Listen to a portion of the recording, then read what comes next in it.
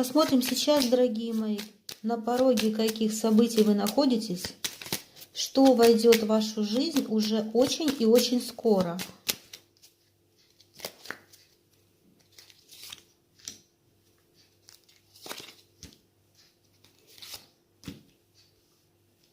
Так, дорогие мои девушки, здесь к вам идет мужчина, король крестовый, с интересом и с сердечностью. Для кого-то это мужчина любовный, возможно, для кого-то это мужчина, который идет к вам с помощью, да.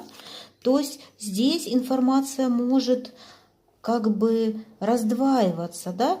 По большому счету здесь, знаете, два мужчины. Если волнует вас личная жизнь, то здесь, конечно, ждите крестового короля.